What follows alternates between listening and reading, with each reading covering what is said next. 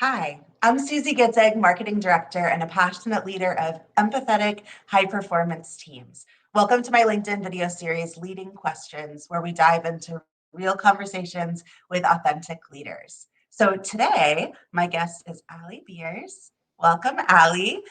She's Director of Edge Marketing at Dell. Welcome to Leading Questions. Thanks so much for having me. Awesome. Okay, so we're going to start way back at the beginning, Ali. Let's talk about a pivotal moment in your leadership journey. It can be on your own journey, something that you heard from a former leader or boss or coach. What set you up for success?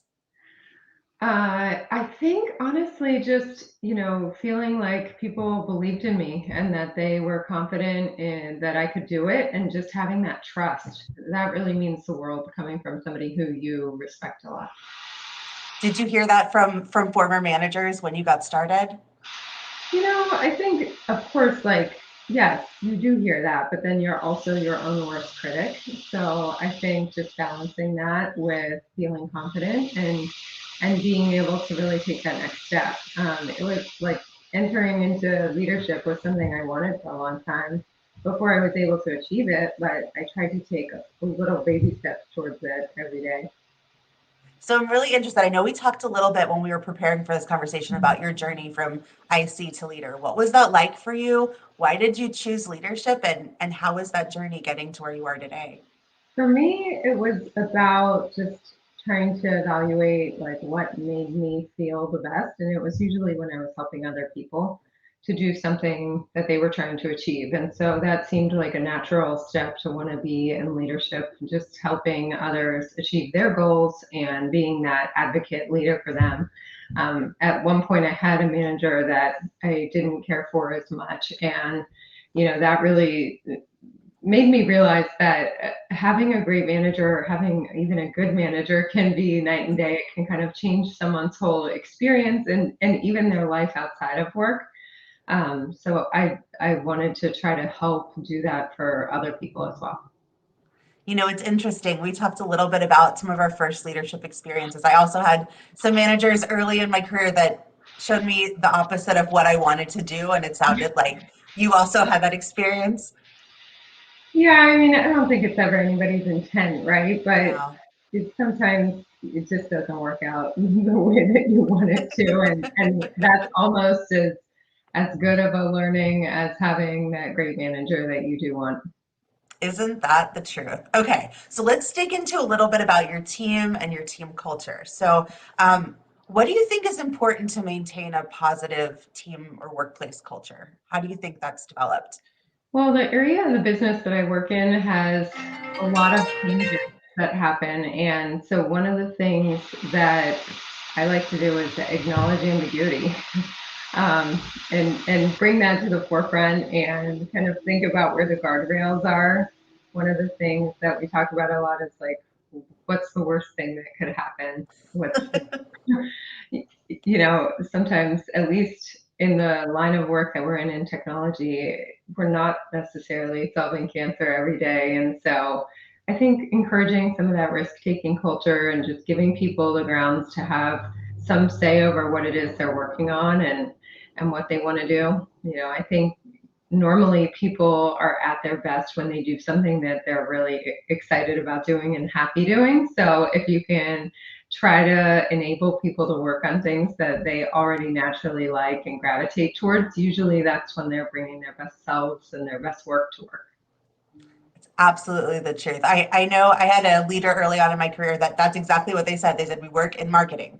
And so Yeah. every time, they said we're working marketing, we're not curing cancer. That's actually what they said. I Yeah. wonder if it was the same leader. And it's something that I have to remind myself of and my team of when things get intense, because they still do, even in marketing, even in technology. But um, important to remember at the end of the day, we're marketing products and solutions. We can breathe, we should sleep, we should take care of Mhm. ourselves. And Well, it's and being wonderful. creative too, like, Mhm. marketing, I think what brought a lot of us to this profession is because it is supposed to be fun and creative. And if you aren't feeling like you're getting to express that, it doesn't always feel like marketing anymore. Very true. And I also love that you bring up sort of the flow state of your team. It it should go without, we shouldn't take for granted that people are always paired up with projects that give them Mhm. joy. And the Mhm. fact that you're thinking about what your team members gravitate towards and trying to give them some of that in their daily work life, it's so important. And I think it makes a huge difference in getting performance out of your team and also just having them be happier and healthier and excited to be at work a little bit. Yeah, ditto. Okay, so let's talk about fostering like a sense of community and connection between the team. Is there anything you tried during remote work or COVID or anything that brought people closer together or got them working as a connected team? I think giving people time and space to be able to just talk about what's going on in life. And there was actually a hashtag that was trending at one point that was like share your stuff, like just acknowledging that not Mm, everything is as glamorous as like the Instagram or whatever profile of choice is where you're sharing on social media. And I think that was like a really hard time. So just kind of acknowledging that it was hard as well for me personally, and giving people the space to be able to talk about that and vent, and recognize that work is not the same. But I don't think we all got through that totally unscathed, and it is really hard to form culture, especially in like a fully remote world. So those personal connection opportunities I really value so much now, probably more so than I did before the pandemic. So that's the positive thread. it's interesting. I was thinking about before COVID, and a lot of those conversations, I don't think they really happened before. There's Yeah. there's a lot more when we're in each other's computers and on video Mhm. more and in each other's lives where it feels sometimes like we have a deeper connection than maybe we did when we were in the office, but not having some of those like more authentic, you don't have to be perfect life conversations. So true. So true, especially when somebody photobombs you in the background, be it a dog or a person or the Those are my favorites. I'm like, bring on the kids, bring on the dogs. Yeah. Um, I remember, yeah, there was that period of time where, at least for me, I was wearing, business on top and sweatpants on bottom. And I remember I got up to do something and I was on camera and showing the sweatpants. And I was like, okay, look, this is life. Like, we're going to own it. We're going to own my bizarre, clothing choices today. And it was a little embarrassing, but it was also funny and being able to like share that we're all in this unique stage of life Yeah. together, trying to figure We it out. survived it. We all did. We all did. Okay, so let's talk about your own journey. So, how do you continue to like grow and develop as a leader? What's your path like? Well, for me, I think it's a lot of self-driven work, right? You need to kind of recognize where your weak spots are and where you want to improve, and then it's really a matter of carving out the time. I think for me, that's my most precious resource and the most difficult one for me to find sometimes. So, being really intentional has helped me a lot, and time blocking that into what I'm doing. And a lot of my learning has is usually most efficient when I mean, don't get me wrong, I love like the standard training or YouTube course or whatever it may be, but like being able to ask questions and talk to somebody who's really an expert, I think that's a wonderful thing about the culture where we work is just people are willing to actually sit down with you and do that. So that's helped a lot in my development.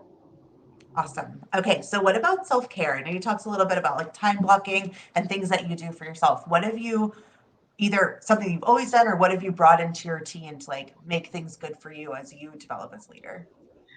Well, my kind of sanity time during the day is just like walking my dog. Like it's something that I hold myself to. I'm like, she needs to go for a walk. So every day that's kind of like something that I stick to, whether it's cold outside or I have a packed meeting day or not. I really enjoy that. That's wonderful. Do you walk in the morning or at night or during Oh, calls? I try to do Both. both. Yeah, the walk and talk, I feel like I try to do, but man, self signal is always on my side for that. It's something that I've tried. Sometimes it works, sometimes it doesn't. I'm the one walking around, like on my Zoom, walking around my neighborhood. But it's kind of amazing how just like getting out of the house does wonders for mental health and energy and everything else. Oh, for sure. I mean, I love being outside, so breath of fresh air, especially to break up a meeting day, is great. It's so good. For me, I look back and I think the days when I took a walk during the day was a good day. And if I did Yeah. not take a walk, sometimes the day was very stressful. And that was the only differentiator. So who Yeah. knows? Yeah. Okay, so let's talk a little bit about like empathy and compassion. So we work in a pretty sometimes stressful work environment. Um, what do you think about empathy as and compassion as a leader, and how are those things that you bring to your team? I think assuming good intent, like most people are not waking up and trying to do anything that hurts anyone else or that's wrong or bad. So just assuming good intent and then letting people kind of know that you feel that, I think is really important, so that they know that you you believe that they are trying to do something positive, but maybe it didn't come out the right way. I think that helps a lot. Like just from an empathetic perspective, if you can go into that with that level of understanding, I think it helps build a lot of trust. And I mean, it's more authentic, I think, too. It's true. There's a lot of the conversations I've had in this series, we're talking about like two different kinds of leaders. And apparently, back in the day, a lot of leaders led with um, sometimes anger or authority, or you did this wrong, or you screwed up. Mhm. And that it feels like our new generation of leaders is leading a lot more with empathy and compassion and trying to understand where people are coming from, still guiding in the right direction, but not leading with fear, which feels like a maybe a generational shift, but something that I love seeing and appreciate so much in the culture that so Yeah. many people that I know are in right now. Sometimes you encounter something they weren't expecting to. Like, you don't always know what that person's going through that day. Like maybe something just happened that you're back to back on calls and you're just diving into something like something might I've had a couple of situations where like something's happening with that person outside of work or perhaps even inside work, and you don't necessarily get the chance to always catch up on that within like the 30-minute call. So I think just checking in with people too to see what's going on and make sure that you have a little bit more of the full picture, I think can help a lot. It definitely does. Okay, final question, Ali, as we wrap up. Advice to future leaders. This could be to someone young who's considering leadership. This could be a current peer. What's some advice that you want to share? Really just don't be afraid to fail. Try really hard and just keep at it. And I think eventually people see that, and you'll gather people around you that really want to help you, and that help is what will eventually do it. You don't do it by yourself. You do it with your team and with all your colleagues and people around you. So I think that support system is really important. So if you can develop that as you go, that will take you really far. Great advice. Well, thank you so much for joining me, Ali. And for everyone else, please tune in next week for the next episode of Leading Questions. Thanks, Susie. Take care. Thanks, Ali.